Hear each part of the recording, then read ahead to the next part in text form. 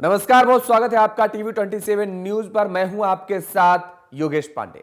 मकर संक्रांति का आज पावन पर्व है और मुख्यमंत्री योगी आदित्यनाथ ने बधाई दी है, मकर संक्रांति की शुभकामनाएं दी हैं। गोरखनाथ मंदिर में पूजा अर्चना की है और प्रसाद के रूप में खिचड़ी भी उन्होंने चढ़ाई है।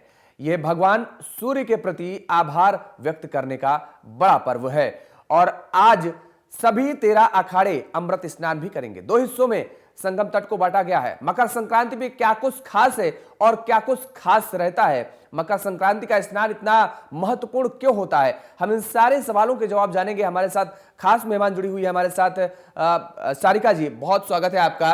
और धन्यवाद धन्यवाद।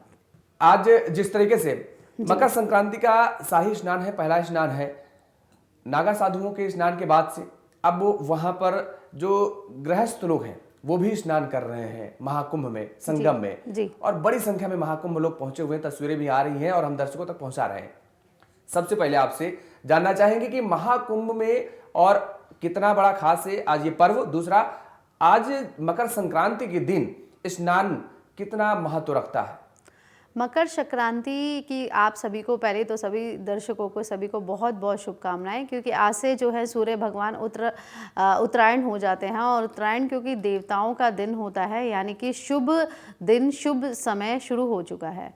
तो अभी मकर राशि में जब सूर्य प्रवेश करते हैं, जो कि शनि की राशि है, जो कि बहुत शुभ मानी जाती है उत्तरायण, अब यहाँ से लेके कर्क राशि तक सूर्य उत्तरायण रहेंगे और सभी शुभ कर्मों का जो है अनुष्ठान होगा, या सभी शुभ पर्व जो होंगे इस समय पर शुरू होते हैं। बृहस्पति जब वृषभ राशि में होते हैं और उन्हीं के त्रिकोण में मकर राशि में, क्योंकि मकर राशि उनके त्रिकोण में आएगी, उनके भाग्य भाव में आएगी, तो वहां पर जब सूर्य का गोचर होता है तो जाकर महाकुंभ में स्नान करने का, त्रिवेणी घाट पर पहला स्नान करने का जो शुभ मुहूर्त बनता है वो इस कारण से बनता है। इसका एक विशेष महत्व ये भी हो जाता है क्योंकि जो बृहस्पति है वो धार्मिक ग्रह है, धर्म का ग्रह है, और जो सूर्य है वो आत्मा। जब हम आत्मा से धर्म के लिए कुछ करते हैं, जब हम आत्मा से धार्मिक हो जाते हैं, तो स्नान का महत्व और ज़्यादा बढ़ जाता है। आज अगर मकर संक्रांति के मौके पर सूर्य की स्थिति का हम जिक्र करते हैं तो क्या कुछ नजर आ रही है। सूर्य की स्थिति, सूर्य अभी तक जो है अभी तक धनु राशि में बने हुए हैं और दोपहर को 2:58 पर सूर्य अपनी राशि बदलकर, जिसे कि आज सूर्य संक्रांति, मकर संक्रांति भी कहा जाता है, 2:58 पर सूर्य मकर राशि में प्रवेश करेंगे।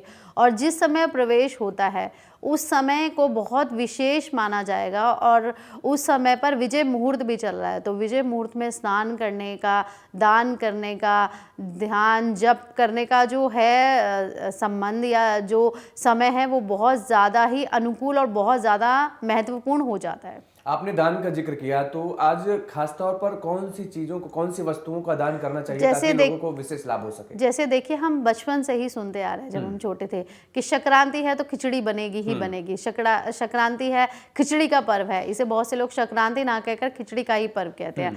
तो खिचड़ी का दान, खिचड़ी बनाना, खिचड़ी बांटना तो सबसे शुभ है ही, इसमें कोई शक नहीं है। क्योंकि सूर्य शनि की राशि में आते हैं तो इसलिए भी खिचड़ी से यहाँ पर जो है बहुत ज़्यादा संबंध बन जाता है, क्योंकि जो उड़द की दाल होती है, काली दाल होती है, उसको हम कहीं ना कहीं शनि से उसको संबंधित समझते हैं। और खिचड़ी यहाँ पर, क्योंकि जैसे जो इस समय पर मौसम होता है, अब ठंड अपने चरम पर होती है, शीतलहर की चपेट में हम होते हैं, तो मौसम का जो रहता है मौसम की जो स्थिति रहती है वो बहुत ज़्यादा असमान हो जाती है।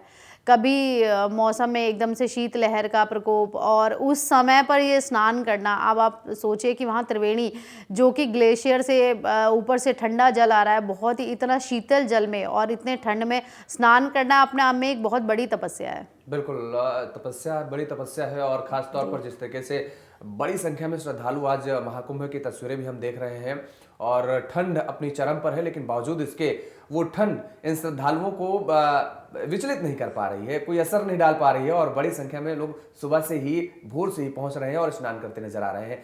खास तौर पर खिचड़ी का आपने दान का जिक्र किया, लाभ क्या होता है इससे, लाभ क्या मिलते हैं लोगों को? देखिए अगर आप खिचड़ी का दान करते हैं, देखिए हम जिस सनातन धर्म से है ना, हमारा धर्म हमें यही सिखाता है, हमारे कोई भी तीज त्योहार, हमारे कोई भी पर्व अकेले मनाने वाला कोई विधान नहीं है। हमारे यहाँ जो है आध्यात्म उन्नति, भौतिक उन्नति, दैविक दैहिक सभी उन्नति के लिए अलग अलग पर्व और तीज त्योहार हमारे पास है।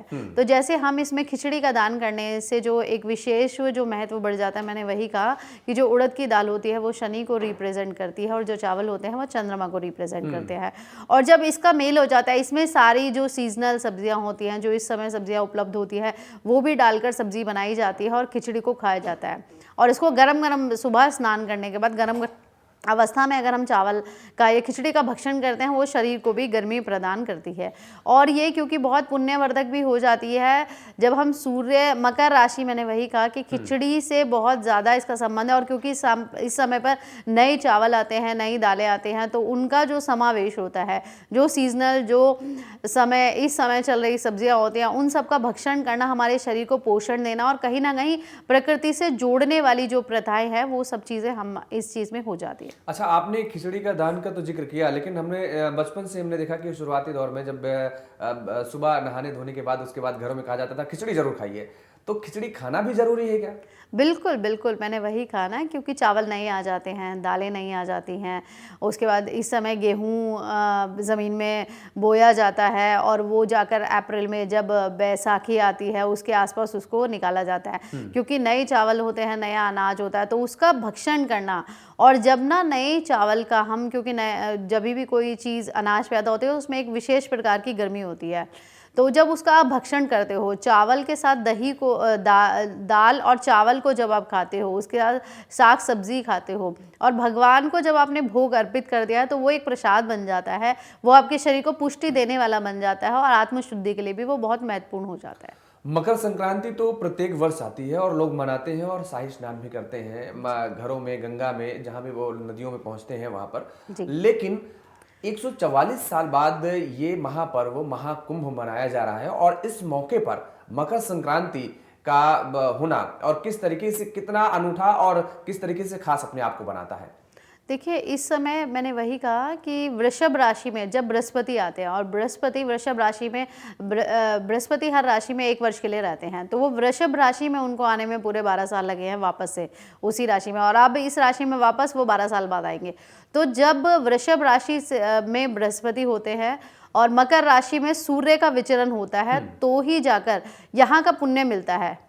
तो जब इस समय, क्योंकि ग्रहों की जो स्थिति है, मैंने वही कहा कि बृहस्पति जो है, बृहस्पति के ऊपर बृहस्पति शनि को भी दृष्ट कर रहे हैं। बृहस्पति से केंद्र में आपके सूर्य ग्रह भी ये भी इनके त्रिकोण में आ जाते हैं। तो कहीं ना कहीं जब ग्रहों का जो संबंध है वो बहुत अच्छा बन रहा है। और कुंभ स्नान क्योंकि विशेष इसलिए है कि 12 साल में वो उस जगह पर वापस से आता है जहां वो 12 साल पहले था। इसके बाद वो 3 साल बाद कहीं और होगा, उसके अगले 6 साल बाद कहीं और होगा, उससे अगले 9 साल बाद कहीं और होगा। तो बिल्कुल है निसंदेह कि वो चीज़ हर साल नहीं आ रही। तो 12 साल में उसका विशेष वो महत्व है। तभी मैंने कल बताया भी था कि यहाँ जहाँ 4 जगह अमृत की बूंदें गिरी थी समुद्र मंथन के बाद, जब धन्वंतरी भगवान जब अमृत कलश लेकर निकले थे, उसके बाद जहाँ जहाँ 4 विशेष बूंदें गिरी थी, वहीं पर ही इसका आयोजन किया जाता है। और यहाँ पर कहा जाता है कि यहाँ पर देवी देवता, मानव, किन्नर, यक्ष, गंधर्व सभी लोग स्नान करने, अपना रूप बदल कर स्नान करने आते हैं और भगवान की भक्ति करते हैं और अपनी आत्मा की उन्नति के लिए, अपने जो सांसारिक जीवन है उसकी उन्नति के लिए यहाँ पर स्नान, दान इत्यादि करते हैं। सनातन में त्योहारों के दौरान, पर्व के दौरान व्रत का बड़ा महत्व होता है। अब आपने कहा कि आज मकर संक्रांति के दिन खिचड़ी दान भी करनी चाहिए और खुद भी भक्षण करना चाहिए, यानी खुद भी खाना चाहिए। बिल्कुल। अब अगर वो खिचड़ी खाते हैं तो व्रत नहीं रख पाते हैं, और अगर व्रत रखते हैं तो खिचड़ी कैसे खा पाएंगे? ये तो बड़ी असमंजस की स्थिति पैदा हो रही है फिर तो। देखिए, जब ना आप जब वैसे भी जब आप कोई अनुष्ठान करते हैं, जब आप पूजा पाठ करते हैं, तो आप वो चीज़ों का भक्षण कर सकते हैं जिन चीज़ों में कोई भी तमस नहीं है, कोई भी तामसिक चीज़ें नहीं है। जैसे लहसुन प्याज हमारे लिए बिल्कुल निषेध है और मांसाहार का तो नाम लेना भी महापाप है। तो अगर जो लोग व्रत करना चाहते हैं तो बहुत अच्छा वो स्नान आदि करके भगवान की कथा कराएं, भगवान की पूजा करे, या यहाँ पर पंडित जो होते हैं उनसे कोई भी पूजा करा सकते हैं, खुद मंत्र जाप वगैरह इत्यादि कर सकते हैं। और शाम के समय जब सूर्य अस्त होता है, भगवान सूर्य को अर्घ्य देकर और उसके बाद अगर वो अपना व्रत खोलना चाहे, वो शाम के समय भी खिचड़ी का भक्षण कर सकते हैं। और अगर उनको लगता है कि नहीं हमें व्रत ही करना है तो वो अपना व्रत करें और शाम को बिना लहसुन प्याज का बिल्कुल सात्विक भोजन ग्रहण करें और सुबह खिचड़ी का दान अपने हाथ से ज़रूर करें। सात्विक भोजन तो वैसे भी मकर संक्रांति के मौके पर तो करें ही करें, लेकिन वैसे भी सात्विक भोजन ही करना चाहिए। लोग अब काफ़ी लोग अवॉइड भी करते हैं प्याज लहसुन का, लेकिन और क्या कुछ खास उपाय करने चाहिए ताकि उनको विशेष पुण्य की प्राप्ति हो सके, विशेष पुण्य का वो लाभ ले सके? देखिए, विशेष पुण्य की प्राप्ति के लिए जैसे आप यहाँ पे भगवान के निमित्त जो गरीब लोग हैं, जो अपने यहाँ पर अपने भोजन का प्रबंध नहीं कर सकते हैं, उनके लिए अन्न का दान कीजिए, उनके लिए वस्त्र का दान कीजिए। भगवान के निमित्त भगवान को साक्षी मानकर आप यहाँ पर कोई भी ऐसा पुण्य कर्म कीजिए जिससे आपका जो है कुंभ स्नान का फल आपको कई गुना मिले। क्योंकि जब आप किसी की सहायता करते हैं तो भगवान आपकी सहायता स्वयं करते हैं। और वही क्योंकि हमारे जिस प्रकार से हमारे पाप पीछा नहीं छोड़ते, उसी तरह से हमारे पुण्य भी हमें मिलकर ही रहते हैं। तो आप यहाँ देखिए, मैंने आपको कल भी समझाया था कि एक तो जल को बिल्कुल आप गंदा मत कीजिए। आप जब स्नान करते हैं तो एक पवित्र भाव के साथ गंगा माँ को, यमुना माँ, सरस्वती माँ, इनको प्रणाम करके, इनको साक्षी मानकर अपना स्नान वगैरह कीजिए। सभी के लिए आदर भाव रखिए, ये नहीं कि पहले जैसे होता है धक्का मुक्की, क्योंकि इतना बड़ा आयोजन है तो और जगह लगता है, कितनी बड़ी जगह वो भी छोटी पड़ जाती है अगर बहुत सारी भीड़ भाड़ इकट्ठी हो जाती है तो सभी के प्रति पहले तो श्रद्धा भाव, स्नान वगैरह कीजिए। यहाँ पर आप पूजा पाठ कर सकते हैं। भगवान, जो लोग पंडित से पूजा करा सकते हैं वो सत्यनारायण भगवान की कथा करा सकते हैं। सूर्य शनि के मंत्रों का आप जप कर सकते हैं, क्योंकि सूर्य मकर राशि जो कि शनि की राशि है, सूर्यदेव उस राशि में अब विचरण करेंगे 2:58 पर। उस समय का मैंने आपको वही कहा, क्योंकि सूर्य संक्रांति का जो समय है वही विशेष समय है जिस समय पर कोई भी ग्रह राशि परिवर्तन करता है। तो वो जो समय होता है वो बहुत ज़्यादा महत्वपूर्ण हो जाता है और उसी समय को बहुत लोग ध्यान में रखकर शायद स्नान करेंगे। तो जैसे वही मैंने कहा भी था कि पहला जो स्नान का यहाँ पर अधिकार होता है वो नागा साधु को होता है, क्योंकि नागा साधु जब यहाँ पर स्नान करते हैं तो उनकी दीक्षा किस प्रकार से होगी, और उनको इसी स्नान के बाद कुंभ पर ही उनको दीक्षित किया जाता है। उनको जो दीक्षा दी जाती है वो कुंभ महापर्व पर ही दी जाती है। बिल्कुल। आज के दिन अगर मकर संक्रांति के दिन का हम जिक्र करें तो कौन से भगवान की पूजा अर्चना करनी चाहिए? मैंने सबसे पहले तो देखिए, अगर आप पूजा करते हैं, क्योंकि मैंने वही कहा सूर्य प्राणदाता है, सूर्य हम सबकी आत्मा है, तो सूर्य को स्नान के बाद सबसे पहले आप सूर्य को अर्घ्य तो देंगे ही देंगे, बल्कि काले तिल डालकर अगर आप भगवान सूर्य को अर्घ्य देते हैं तो उससे आपका सूर्य और शनि दोनों ही कुंडली में और आपके जीवन में भी अच्छे हो जाते हैं। तो अगर आप पूजा करना ही चाहते हैं, और बिल्कुल करनी भी चाहिए, जब आप इतने महापुण्य जगह पर गए हैं जहाँ करोड़ों पुण्य करने के बाद भी, कितने जन्म पुण्य करने के बाद आप कुंभ में स्नान करने के लिए जाते हैं, तो आप विष्णु सहस्त्र नाम का आप पाठ कर सकते हैं। आप भगवान श्री कृष्ण की लीलाओं का पाठ कर सकते हैं। आप समुद्र मंथन वाली वो कथा, उससे रिलेटेड भी कथाएं, उनका श्रवण कीर्तन आप कर सकते हैं। भगवान का वही मैं आपको बार बार कह रही हूँ, नाम जप कीजिए। यहाँ जब तक हैं, जब तक आप स्नान कर रहे हैं तब से लेके मौन से मौन रहिए, कम से कम बोलिए, और जितना हो सके, क्योंकि जैसे हम किसी भी, जैसे आपने सुना होगा कि हम किसी पुण्य जगह पर जाते हैं या हम मंदिर जाते हैं, सिद्ध पीठ है, अब जैसे हम प्रयागराज की बात करें तो ये बहुत बड़ा सिद्ध है, बहुत बड़ा सिद्ध पीठ हम इसको कहेंगे, या बहुत पुण्यवर्धक जगह। तो आप यहाँ पर पुण्य करते हैं तो वो भी आपको करोड़ों गुना फल देता है। और अगर यहाँ आपसे गलती से पाप हो जाता है, गलती से आप किसी का मन दुखा देते हैं, गलती से आप कोई जाने अनजाने में आपसे ऐसा कोई पाप, कोई गलत चीज़ हो जाती है, तो उसका भी आपको जो दोष है वो बहुत ज़्यादा लगता है। तो इसलिए बहुत सावधानी के साथ, बहुत अच्छी भावनाओं के साथ, सभी में ईश्वर का अंश देखते हुए आपको स्नान करना चाहिए। और जितना हो सके भगवान का नाम जप, विष्णु सहस्त्र नाम का पाठ, माँ गंगा की आरती, माँ गंगा की कथाओं का श्रवण, भगवान शिव की पूजा, जो भी आप जिस भी जो भी आप पूजा करने में सक्षम हैं या जो आप कर सकते हैं, बिल्कुल आपको करनी चाहिए। आपने बताया कि जो भी संगम के तट पर पहुंचे हैं वो किस तरीके से इन पाठों और भगवान जप का नाम का जप करके वो पुण्य प्राप्ति कर सकते हैं। लेकिन जो लोग संगम पर नहीं पहुंच पा रहे हैं, जो माँ गंगा की गोद में स्नान नहीं कर पा रहे हैं, घर में हैं, वो क्या करें ताकि वो भी वही पुण्य प्राप्त कर सकें?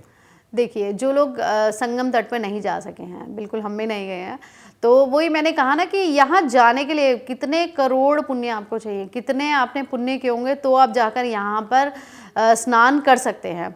तो अगर आप लोग नहीं जा पाए हैं, जो लोग नहीं जा पाए हैं, उनको चिंता करने की कोई आवश्यकता नहीं है। आप लोग आपके घर के समीप जो भी तालाब है, जो भी नदी है, कोई भी पावन नदी है, कोई भी पावन ऐसी जगह है, वहाँ आप स्नान कर सकते हैं। वो भी नहीं है तो आपके घर में, सभी के घर में, हम सनातनियों के घर में गंगा जल आपको हर समय मिलेगा। तो आप एक लोटे में गंगा जल भरकर उसमें माँ गंगा का, त्रिवेणी घाट का, प्रयागराज का स्मरण करके अपनी नहाने की, स्नान आदि की बाल्टी में उसको डालकर आप वहीं पर ही प्रयाग स्नान का जो है पुण्य कमा सकते हैं। आप उस तरीके से उसमें काले तिल डालकर स्नान कीजिए तो आपको वहीं का पुण्य मिल जाएगा।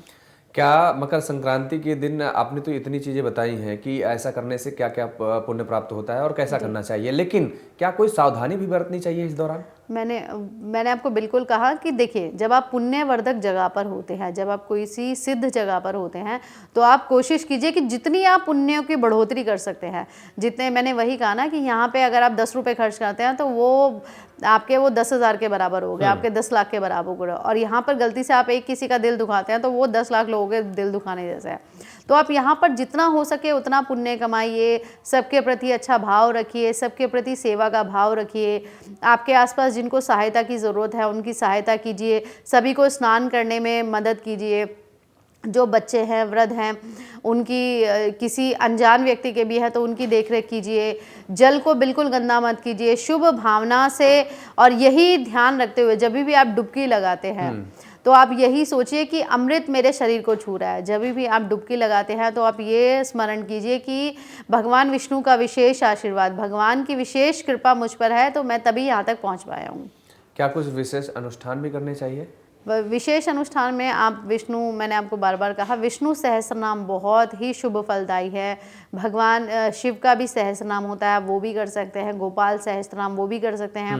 अब ऐसी जगह पर जहाँ बहुत भीड़ भाड़ होती है या जहाँ पर स्नान आदि, क्योंकि इतने सारा जन समूह है तो बहुत सारी चीज़ें, या जब हम घर से दूर होते हैं तो नहीं वो हमारे लिए उतनी आसान हो पाती हैं कि हम उन्हें बहुत आसानी से कर लें। आप जो भी मंत्र जाप करते हैं, कोई भी छोटा मंत्र, ओम नमः शिवाय, कोई भी मंत्र, मैंने वही कहा कि दिन रात मन ही मन में आप मंत्र जाप कीजिए तो आपको यहाँ का जो पुण्य है आपको खुद ही ऐसे अनुभव होगा कि आपने बिल्कुल कोई बहुत, आपकी जो यात्रा है वो भी सफल हुई है और आपने यहाँ पर बहुत ज़्यादा पुण्य अर्जित कर लिया है। मकर संक्रांति के दौरान लोग संगम पहुंच रहे हैं, संगम तट पर पहुंच रहे हैं, स्नान कर रहे हैं, महाकुंभ का आयोजन है, तो ऐसे में दुनिया भर के लोग पहुंच रहे हैं। लेकिन इसके अलावा और वो कौन से तीर्थ स्थल हैं जो मकर संक्रांति के दौरान जाने चाहिए? क्योंकि हर साल तो कुंभ नहीं लग सकता, हर साल महाकुंभ नहीं लगता है। बिल्कुल, बिल्कुल। देखिए, हर साल बिल्कुल महाकुंभ नहीं लगता, लेकिन आपको जब भी मौका लगता है, 6 महीने में या साल में एक बार तो आपको गंगा स्नान या प्रयागराज स्नान या कुछ भी स्नान इत्यादि ज़रूर करना चाहिए। मैंने वही कहा, जो जल होता है उसमें जो आप देखिए, जल जो होता है उसको आप ग्लास में डालेंगे तो वो गिलास का स्वरूप धर लेगा। आप उसको लोटे में डालेंगे, कलश में डालेंगे तो वो कलश जैसा है। तो जो जल होता है उसकी ये प्रवृत्ति है कि उसको जैसे में डालोगे, जैसा उसको आप बनाओगे वैसा बन जाएगा। तो जल में जब हम स्नान करते हैं तो हमारे अंदर के जो दोष गुण होते हैं वो उससे साफ हो जाते हैं। आप देखो, आपका हाथ गंदा है, आप जल से अगर हाथ धोते हो तो आपका हाथ बिल्कुल साफ हो जाता है। तो वैसे ही जब आप स्नान आदि करते हैं, मैंने वही कहा कि जितने पुण्य आप अर्जित करेंगे आपका जीवन उतना सुखमय होगा, उतना आपको जीवन में राह दिखेगी। और जितना आप सात्विक रहते हैं, अच्छी भावनाओं के साथ रहते हैं, तो आपको ये संतुष्टि भी रहती है कि मेरी जो आगे का समय है, मेरी जो गति है वो शुभ है। बिल्कुल। इसके साथ ही अब अगर जिक्र करें ग्रह नक्षत्रों का, तो आपने सूर्य का भी जिक्र किया, शनि का भी जिक्र किया, चंद्रमा का भी जिक्र किया, लेकिन और वो कौन से ग्रह नक्षत्र बनते नजर आ रहे हैं जिनसे लोगों के अगर जीवन में हम कहें तो उनका उद्धार होता नजर आ रहा है, उनको लाभ मिलता है, और कौन से वैसे नक्षत्र हैं जो नुकसान भी पहुंचा सकते हैं? देखिए जिनसे सावधानी बरतनी चाहिए लोगों को। जी बिल्कुल। देखिए मैंने वो आपको बार बार कह रही हूँ कि बृहस्पति जो है वृषभ राशि में है, और बृहस्पति जहाँ बैठे होते हैं वहाँ से पंचम, सप्तम और नवम भाव पे अपनी अमृत दृष्टि बरसाते हैं। तो बृहस्पति जिन राशियों को अमृत दृष्टि से देखना है, जिन राशियों को पंचम, सप्तम और नवम भाव से देखना है, वो राशियाँ बहुत ज़्यादा शुभ हो जाती हैं। ठीक है, तो जैसे अभी जो बृहस्पति की दृष्टि में शनि देव नहीं आ रहा है, तो वो इसलिए थोड़ी सी उथल पुथल बचा रहे हैं, जो यहाँ परेशानियाँ।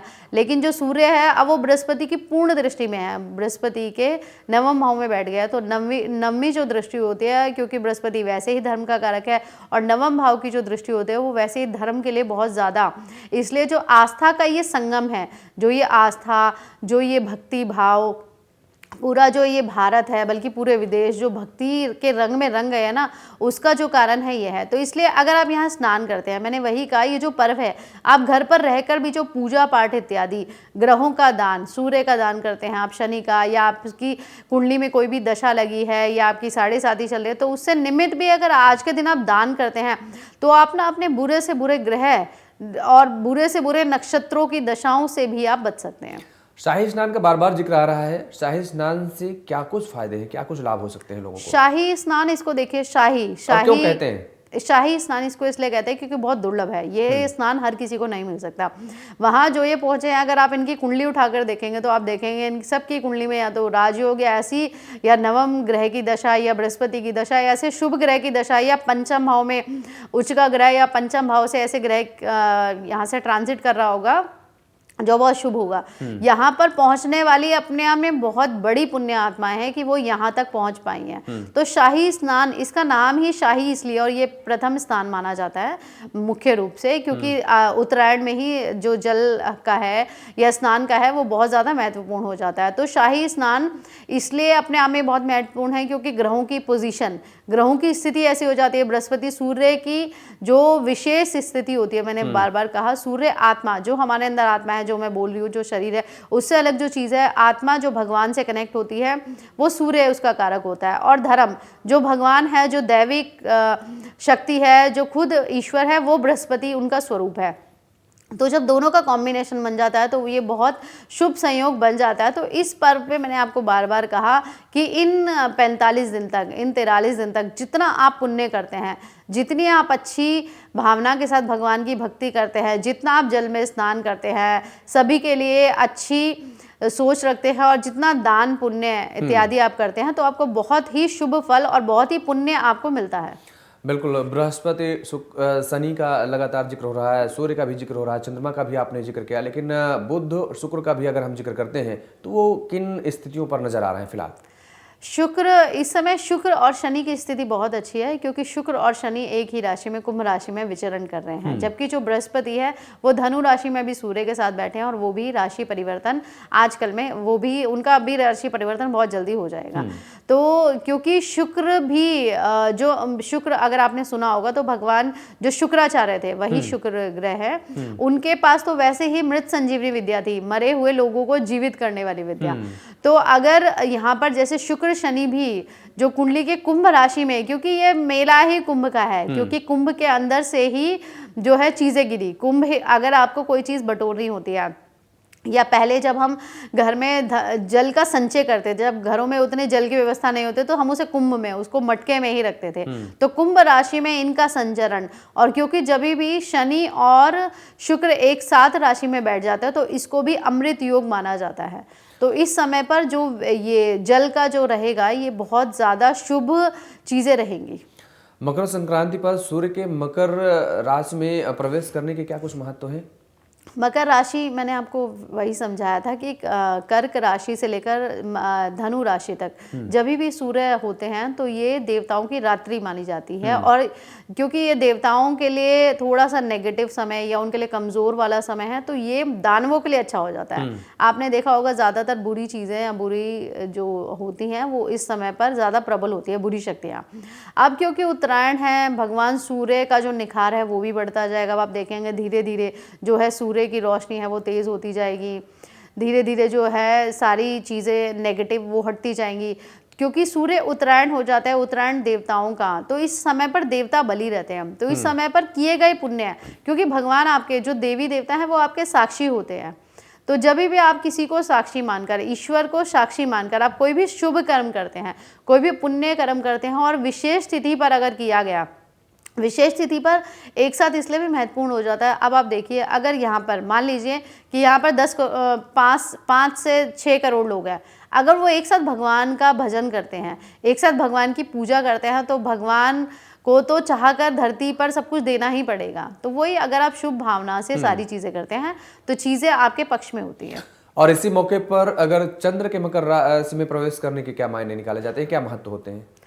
चंद्र तो अभी जो देखा जाएगा तो वो अभी मिथुन राशि में ही है। तो चंद्रमा की यहाँ पर, क्योंकि चंद्रमा कल पूर्णिमा थी, तो पूर्णिमा पर भी, क्योंकि पूर्णिमा जल की तिथि होती है, चंद्रमा सूर्य से 180 डिग्री दूर होता है, बिल्कुल उनके आमने सामने स्थिति होती है। तो चंद्रमा क्योंकि जल का कारक है और चंद्रमा बहुत ही सौम्य ग्रह माना जाता है, तो सौम्य जल में स्नान, आप कभी भी अगर आपका मूड अच्छा नहीं है या आपको थोड़ी बहुत भी, तो या आपको बहुत ज़्यादा नींद आ रही है, तो आप जल में स्नान करते हैं, अपने आप को बहुत फ्रेश फील करते हैं।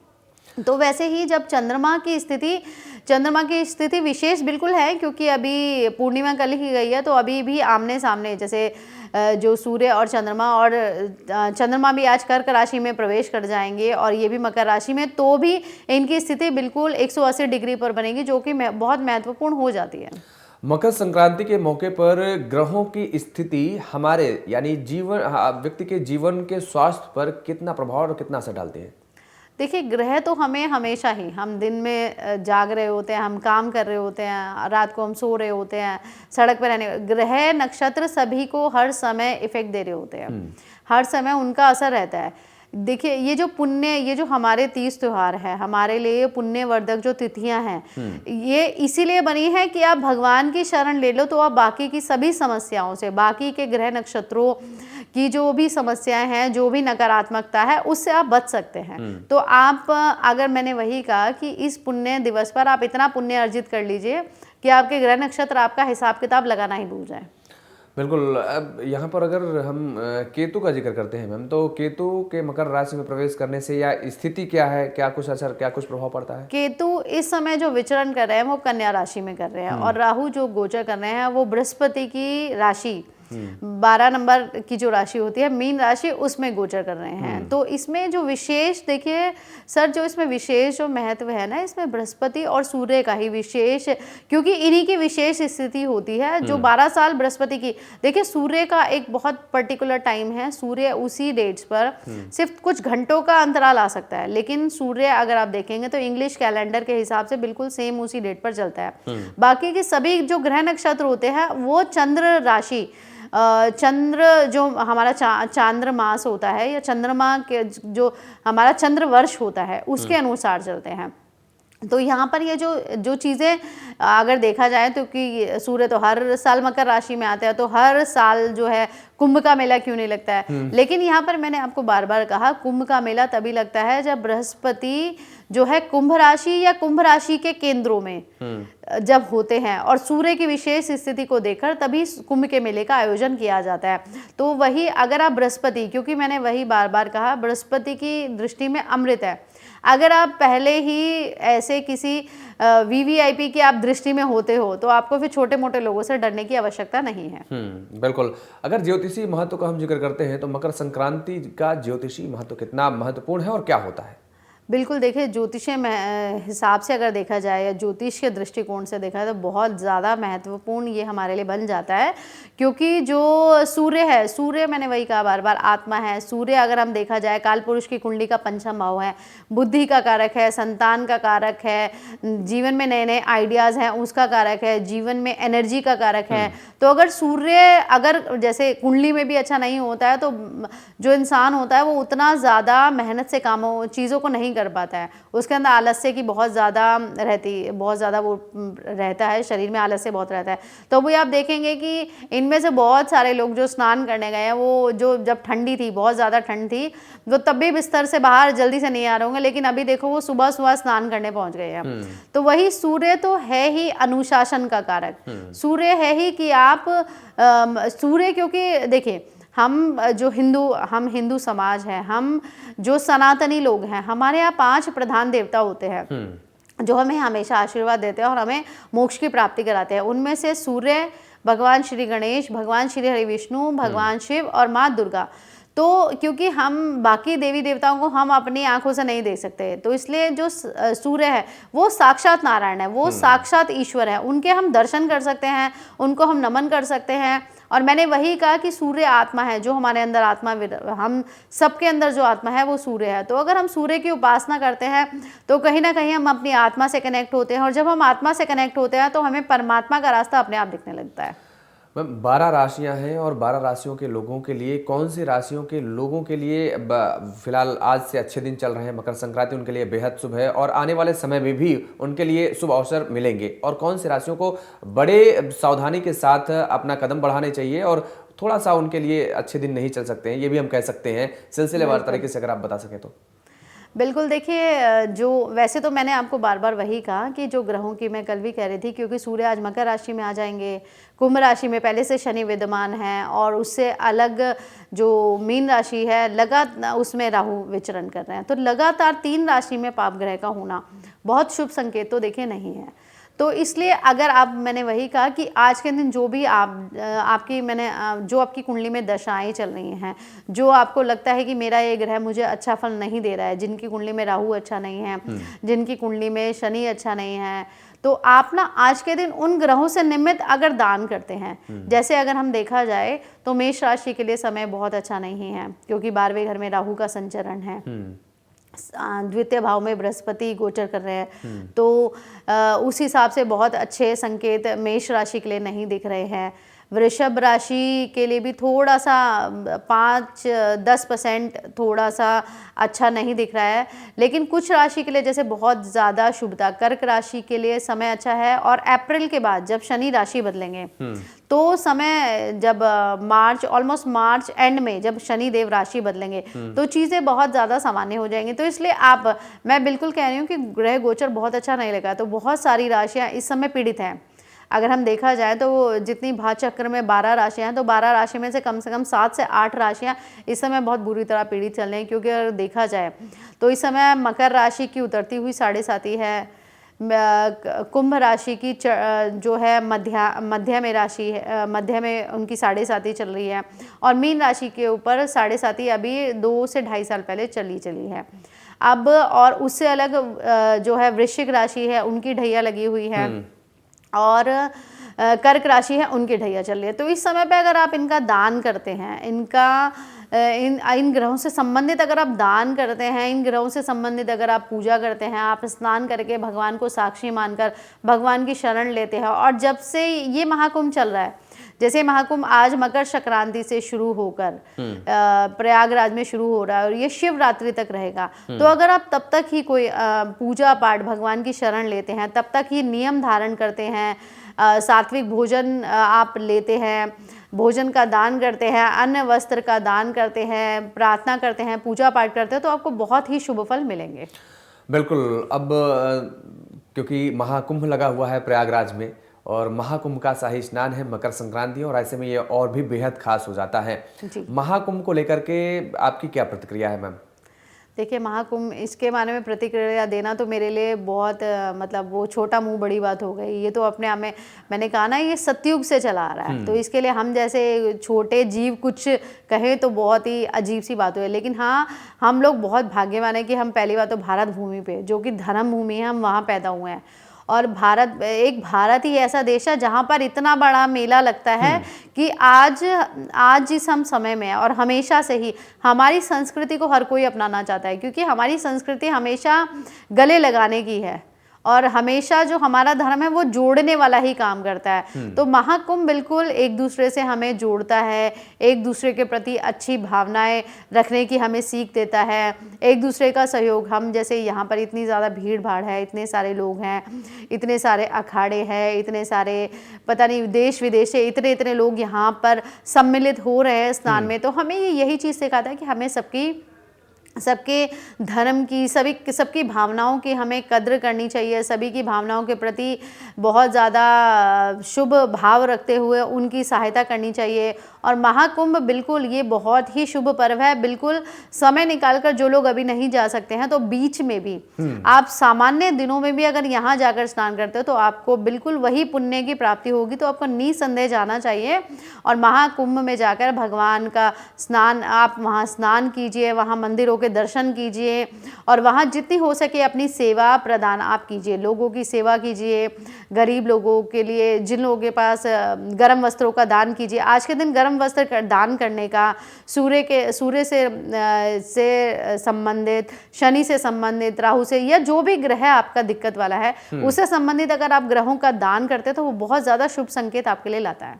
लेकिन ये लोग कैसे समझेंगे? ये तो फिर ज्योतिषाचार्य जी के पास जाना पड़ेगा, आप जैसे लोगों के पास आना पड़ेगा पूछने के लिए कि बिल्कुल बिल्कुल बिल्कुल है, वो ज्योतिषाचार्य जी से समझना पड़ेगा।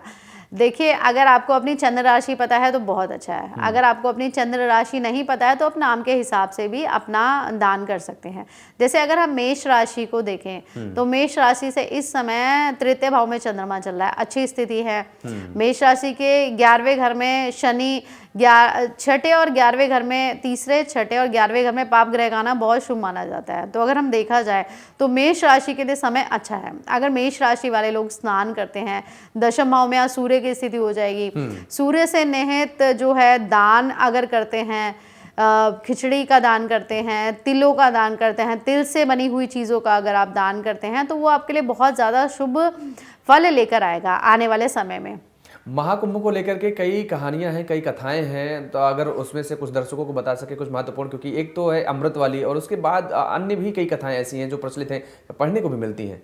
बिल्कुल बिल्कुल, वैसे जो मुख्य कथा है ये भी माना जाता है, देखिए यहाँ पर दो बातें हैं। एक तो ये भी माना जाता है कि भगवान ने जब मोहिनी स्वरूप, जब वासुकी नाग को मंदार पर्वत को वो बनाकर उसका मंथन किया गया, समुद्र मंथन किया गया और वासुकी नाग को पकड़कर रस्सी की तरह उनको इस्तेमाल किया गया, तो एक तरफ दानव थे, एक तरफ देवता थे।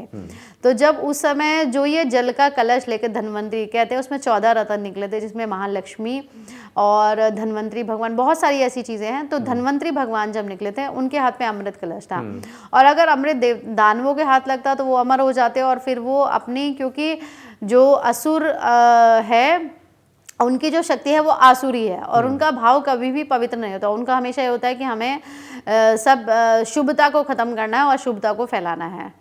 तो जब ये वाली जो होती है, मतलब जब वो वहाँ से समुद्र मंथन से वो निकलता है तो भगवान श्री हरि विष्णु देवताओं की रक्षा के लिए वहाँ पर मोहिनी रूप धरते हैं और वहाँ से वो उस कलश को बीच में रखकर वो देवताओं और दानवों को अलग अलग पंक्ति में बिठाते हैं। लेकिन जो राहु होता है, राहु केतु, राहु जो होता है वो समझ जाता है कि यहाँ कुछ भेद है, तो वो देवताओं की उसमें बैठकर अमृत का पान कर लेते हैं और भगवान श्री हरि विष्णु जब उनकी गर्दन उनकी शरीर से विहीन करते हैं तो वो 2 हिस्सों में बट जाता है, जिसे अब हम ज्योतिष की भाषा में राहु और केतु कहते हैं। तो उन्होंने अमृत पान किया हुआ है इसलिए उनको कुछ नहीं हुआ। तो वही अमृत इन 4 जगहों पर विशेष रूप से गिरा है। तो अगर यहाँ आप स्नान करते हैं तो आपको वो अमृत मिलता है, आपकी आत्मा की उन्नति होती है, आपकी, मैंने बार बार कहा, वाचिक, मानसिक और दैहिक तीनों ही प्रगति होती है। उससे संबंधित जो आपसे पाप कर्म हुए हैं उनसे भी आप मुक्त हो सकते हो। तो वही कहा है कि कलयुग में आप नाम जप करो, अच्छे कर्म करो, स्नान करो, ये मौका आपको मिल रहा है इतनी शुभता के साथ, तो बिल्कुल आपको करना चाहिए और आगे बढ़ना चाहिए। बिल्कुल, ये तस्वीरें आप देख रही हैं मैम टेलीविजन स्क्रीन पर जो चल रही हैं, ये जाहिर तौर पर उत्तर प्रदेश के तो नहीं लग रहे हैं, यूपी के, कहीं बाहर के हैं, राजस्थान के लोग लग रहे हैं या फिर कहीं अन्य प्रदेश के लग रहे हैं। बिल्कुल, इतनी कड़ाके की ठंड और इस उम्र में किस तरीके से थिरकते नजर आ रहे हैं, वो भी रेती पर, और गंगा का किनारा है, वहां पर संगम का तट है, वहां पर जाहिर तौर पर यहाँ जहां पे हम लोग बैठे हुए हैं नोएडा में, इससे भी ज्यादा कहीं ना कहीं वहां ठंड होगी। बावजूद इसके लोग किस तरीके से थिरकते नजर आ रहे हैं, कितना उत्साह, कितना उमंग नजर आ रहा है, श्रद्धा का भाव नजर आ रहा है, क्या कहेंगे आप? बिल्कुल बिल्कुल, देखिए मैंने वही कहा ना कि ये कुंभ का मेला 12 साल में एक बार लगता है और ये वाला ये पूर्ण कुंभ है 144 साल बाद जो आया है। तो ये आप खुद ही सोचे कि कितनी पुण्य आत्माएं कि नहीं यहाँ जाने का अवसर प्रदान इन्हें हुआ है। और इन लोगों ने देखिए, अब मैं जैसे सोचती हूँ कि मुझे कुंभ के मेले में जाना है, मैं बचपन से सोचूं बट मैं आज तक नहीं जा पाई। तो सोचे इन लोगों ने वो चीजें कब से समेट कर रखी है कि हमें यहाँ कुंभ में स्नान करना है, हमें यहाँ का पुण्य लेना है। तो आज उन्हें वो मौका मिला है तो बिल्कुल थिरकना बनता है, बिल्कुल नाचना बनता है और खुश होना भी बनता है। और जब ना आपकी वही मन की इच्छाएं पूरी होती है, जब आप ना साक्षात भगवान की उस नगरी में, उस जगह पर जहाँ कभी भगवान आए थे, और मैंने वही कहा कि यहाँ पर देवी देवता अभी भी स्नान करने आते हैं, और जब उनको इतने पुण्यों की आवश्यकता हो तो हम तो आम आदमी हैं, तो इनको खुश होना बिल्कुल स्वाभाविक है, होना भी चाहिए, स्नान करना चाहिए, दान पुण्य करना चाहिए। और सबके लिए उत्साहवर्धक ही बहुत पुण्यवर्धक ये दिन है। बिल्कुल उत्साह के साथ इसको मनाइए, खिचड़ी का दान कीजिए, स्नान कीजिए और भजन कीर्तन करते हुए सबका मन मोहिए। यहाँ पर कोई ऐसी बात जो छूट रही हो और जो सवाल मेरे जहन में ना आ रहा हो लेकिन आपको लग रहा हो कि दर्शकों को बताना ये बेहद जरूरी है मकर संक्रांति के मौके पर? देखिए, बिल्कुल 2:58 पर जब सूर्य मकर राशि में होंगे तो बिल्कुल आप सूर्य देव को, आप कहीं भी हैं, अगर आप प्रयागराज में हैं बहुत अच्छी बात है, बहुत सौभाग्य की बात है, लेकिन आप अपने घर पर हैं, कहीं भी हैं, आज आप सभी लोग, सभी दर्शक ये कोशिश कीजिए क्या कि आप लोग सात्विक भोजन ही ग्रहण करें, किसी भी तरह का तामसिक कोई भी व्यवहार किसी भी तरह की कोई ना करे। अपने पूरे दिन को अगर आपके लिए पॉसिबल है, आपके लिए अगर हो सकता है तो पूरे दिन भगवान का नाम स्मरण कीजिए, सूर्य भगवान का दर्शन कीजिए, उनको अर्घ्य दीजिए। जैसे आज जो विशेष स्नान है, जो एक सुबह ब्रह्म मुहूर्त में हुआ है, दूसरा विजय मुहूर्त में होगा दोपहर के समय, और तीसरा जो गोधूली वेला होती है उस समय पर स्नान का भी विशेष महत्व है। अगर इस समय में भी आप घर पर होते हैं, घर के आसपास कोई नदी है, तालाब है, कोई पवित्र नदी है, तो आप वहाँ पर भी स्नान कर सकते हैं। और आप प्रयागराज का जो है, जो जितना पुण्य आपको वहाँ मिलेगा उतना ही पुण्य आपको यहाँ पर मिलेगा। अच्छी भावना से अगर आप उनका स्मरण करके, और हमारा जो सनातन धर्म है, आप देखिए जब हम घर में कथा करते हैं, हम एक कलश के अंदर भगवान की स्थापना करते हैं, हमारे भगवान तो वहीं उपस्थित हो जाते हैं। तो हम तो जहाँ भगवान, मतलब वही जहाँ मन वहीं मंदिर। तो आप अगर जहाँ कहीं भी पूजा करेंगे, अच्छी भावना से आप व्रत, तीज, त्योहार, इस पर्व को मनाते हैं, खूब पतंग उड़ाइए, खूब खिचड़ी बनाइए, खूब खुश रहिए, चारों तरफ खुशियाँ बांटिए, तिल की गज्जक बांटिए, खुद भी खाइए, तो आपके लिए बहुत शुभता ये पर्व लेकर आएगा। आज मकर संक्रांति का दिन है और ऐसे में नहाना, स्नान करना बेहद आवश्यक होता है। मुझे मालूम नहीं कि आप जिस बात का मैं जिक्र करने जा रहा हूँ उसको आपने देखा या नहीं देखा है। इस महाकुंभ में एक छोटू बाबा पहुंचे हुए हैं जी, और उनकी उम्र 3 फीट कुछ इंच है, 3 फीट 8 इंच शायद है, और काफी लोग उनका साक्षात्कार भी किया, लोग उनसे मिलने भी पहुंच रहे हैं। और इसके साथ उन्होंने 10 साल से ज्यादा स्नान नहीं किया है। 10 साल से ज्यादा हो गया, मुझे लगता है कि 10 साल से ज्यादा है और शायद 20 साल से भी ज्यादा हो सकता है। 10 साल से तो मैं कंफर्म हूँ, उन्होंने खुद बताया था कि उन्होंने स्नान नहीं किया है। अब उनका कोई संकल्प है, ऐसे में मकर संक्रांति के मौके पर वो आज भी अगर स्नान नहीं करते हैं तो लगातार उनके लिए क्या कहेंगे? और ऐसा संकल्प क्या है कि मतलब स्नान ही ना करें, क्योंकि साफ सफाई, स्नान करना ये तो बेहद जरूरी होता है। बिल्कुल बिल्कुल। देखिए, स्नान से ही हम शुद्ध होते हैं। जब हम स्नान करते हैं तो हमारे शरीर के रोग, सारी चीज़ें, और हमें खुद भी बहुत पॉजिटिव लगता है। और बिल्कुल है स्नान, आप कुछ भी चीज़, आप अग्नि के सामने बैठे हैं या कुछ भी आप, लेकिन जैसे ही आप अपने शरीर के ऊपर जल डालते हैं तो भगवान का नाम ज़रूर लेते हैं। आप कभी भी बाथरूम में हैं, अगर आपने गलती से ठंडा पानी एक मग अपने ऊपर अगर डाला तो आप भगवान का नाम लेने पर निसंदेह मजबूर हो जाएंगे। तो हो सकता है निसंदेह जो आप उन बाबा जी की बात कर रहे हैं, हो सकता है उनका कोई संकल्प हो कि मुझे जो स्नान करना है वो शायद इसी के लिए संकल्प किया हो कि मुझे स्नान प्रयागराज में ही करना है, जब 144 साल में कुंभ लगेगा मुझे स्नान तभी करना है। हो सकता है उनका कोई मन का संकल्प हो। 32 सालों से नहीं नहाया मैम, 32 साल हो गए उन्होंने, 32 सालों से उन्होंने स्नान नहीं किया है। मैंने वही कहा ना, ये 144 साल में आया है। तो हो सकता है उनका प्रण ये हो, और अगर कुछ और ही है तो बात अलग है। लेकिन यहाँ मैंने वही कहा, यहाँ पहुँचने वाले ही बहुत ज़्यादा पुण्य आत्माएं हैं। ऐसा भी होता है कभी कभार जो पुण्य स्थल होते हैं वहाँ पर कभी कोई समस्या बन जाती है, या कोई लोग जैसे तीर्थ पर निकले होते हैं तो अपने शरीर त्याग देते हैं। तो वही जब आपने किसी तीर्थ के लिए, जब आपने कोई पुण्य स्थान पर जाने के लिए अपने एक चरण भी अगर उठाया तो आपको कई अश्वमेध यज्ञ का फल मिलता है। तो अगर ये बाबा जी को यहाँ ये स्नान अगर नहीं करते हैं तो इनके लिए ये बहुत बड़ा अवसर इनके हाथ से छूट रहा है। तो इनको ये ध्यान रखना चाहिए। अगर इनको मतलब तो अब अगर उनका संकल्प जो संकल्प उन्होंने लिया होगा, हो सकता है कि इस जो आप बता रही हैं कि 144 साल बाद महाकुंभ आएगा तो उसमें स्नान करेंगे, लेकिन अगर ये संकल्प नहीं हुआ, कोई और संकल्प उन्होंने ले रखा है और वो संकल्प उनका भी पूरा नहीं हुआ, तो आप ये कह रही हैं कि वो एक अपॉर्चुनिटी खो रहे हैं इसमें? नहीं, बिल्कुल देखिए अवसर तो वो खो रहे हैं। और बाकी देखिए मैंने वही कहा ना, देखिए हर इंसान का अपना एक नज़रिया है, अपना एक सोच है। तो उनका अगर कोई किसी विशेष बात से अगर उन्होंने संकल्प धारण किया है तो निसंदेह उन्हें वो संकल्प नहीं छोड़ना चाहिए। लेकिन हाँ, ये बहुत, मैंने वही कहा ना, 144 साल बाद, 144 साल बाद आप भी नहीं होंगे, अगली बार मैं भी यहाँ नहीं होंगी। तो वही है। तो अगर बिल्कुल अगर आपको भक्ति का मौका मिलता है, अगर आपको कोई भी शुभ चीज, कोई शुभता करने का मौका मिलता है, कोई ऐसी यूनिक चीज अगर आपके, या ऐसा कोई पर्व आपके जीवन काल में पड़ा है, तो मेरी जो अपनी एक पर्सनल राय है या व्यक्तिगत तौर पर, मैं उस चीज को बिल्कुल भी अपने हाथ से जाने का मौका नहीं दूंगी। तो बिल्कुल। तो छोटू बाबा है, उनका नाम है छोटू बाबा, 32 साल से स्नान नहीं किया, शायद आप लोगों ने भी देखा होगा और हमने भी उन्हें दिखाया था कि किस तरीके से 32 सालों तक अभी उन्होंने स्नान नहीं किया है। बहरहाल अभी ये 144 साल बाद महाकुंभ पड़ा हुआ है और इस स्नान में आज मकर संक्रांति है, बेहद शुभ अवसर है, शुभ दिन है और इस शुभ घड़ी में वो स्नान करेंगे कि नहीं करेंगे ये देखने वाली बात होगी।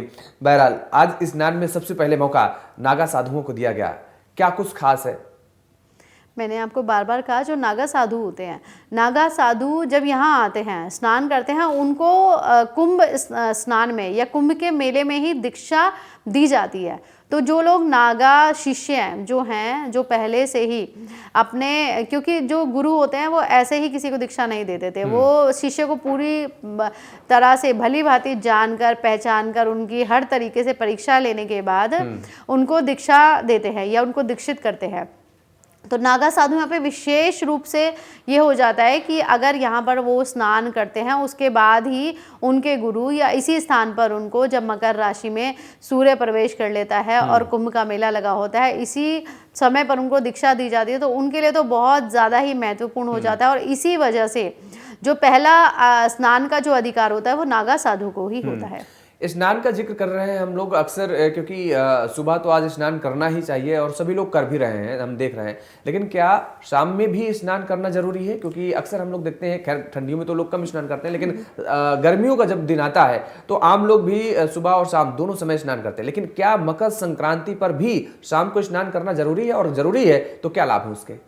बिल्कुल, देखिए मकर संक्रांति तो है ही ऐसा पर्व, सबसे पहली बात कि यहाँ पर इतनी ज़्यादा लोग एकत्रित हो रखे हैं, इतने ज़्यादा श्रद्धालु, इतने ज़्यादा धार्मिक संगठनों से आए हुए लोग, तो यहाँ पर ऐसा तो है नहीं कि एक बार में आप स्नान सभी लोग एक साथ कर सकते हैं। और क्योंकि सूर्य राशि बदलेंगे 2:58 पर, अगर देखा जाए लॉजिकली जो एग्जैक्ट स्थिति बन रही है वो 2:58 के बाद से बन रही है। तो अगर आप 2:58 उसके आसपास, और अगर शाम में गोधूली वेला तक स्नान अगर आप करते हैं तो भी आपको उतनी शुभता, बल्कि और ज़्यादा शुभता की आपको प्राप्ति होती है। तो आप निसंदेह शाम तक, गोधूली वेला तक, सनसेट तक आप स्नान बेझिझक कर सकते हैं और आपको बिल्कुल बहुत स्नान करने से बहुत पुण्यों की प्राप्ति होगी। मतलब जिन लोगों ने सुबह स्नान किया उससे ज्यादा उन लोगों को पुण्य होगा जो शाम को स्नान करेंगे, 2 बजे के बाद स्नान करेंगे। बिल्कुल बिल्कुल, 2:58 के बाद अगर आप स्नान करते हैं, क्योंकि जो ग्रंथों में कहा गया है कि वृषभस्थ बृहस्पति और मकरस्थ सूर्य, इसमें ही कुंभ का मेला लगता है। तो सोचो जब उस एग्जैक्ट पोजीशन में ग्रहों का गोचर होगा, उस एग्जैक्ट पोजीशन में ग्रह 2 बैठे होंगे, जब आप उस समय पर स्नान करते हो तो कितना ज़्यादा वो चीज़ें महत्वपूर्ण हो जाती हैं जो हमारे ग्रंथों में, हमारे शास्त्रों में कई करोड़ साल पहले लिखी गई हैं। तो आप खुद सोचिए कि उसका महत्व कितना ज़्यादा हो जाता है। मतलब आप ये कहना चाह रहे हैं कि जो महाकुंभ की एग्जैक्ट स्थिति है, जो महाकुंभ की ग्रहों की स्थिति एग्जैक्ट रहने वाली है, जो थी वो अभी नहीं है? नहीं नहीं, बिल्कुल है अभी, क्योंकि सूर्य जब 29 डिग्री का हो जाता है। नहीं, आपने कहा ना कि 2 हाँ, बिल्कुल बिल्कुल बिल्कुल बिल्कुल, नहीं बिल्कुल है। जैसे मकर संक्रांति हमेशा जब भी सूर्य राशि बदलने वाला होता है तो उससे 12 घंटे पहले और 12 घंटे बाद तक उसका पुण्यकाल रहता है। तो पुण्यकाल बिल्कुल है, नहीं संदेह, आपका सुबह 4 बजे, बल्कि ब्रह्म मुहूर्त उससे भी पहले से चल रहा है। तो ये ऐसा नहीं है कि इस समय का पुण्य नहीं है, लेकिन जब कोई ग्रह राशि बदलता है, जैसे वही होता है ना, जब कोई बड़ा आदमी आया और आपने उसके सामने उसको देखकर नमस्कार किया तो उसकी वैल्यू ज्यादा हो जाती है।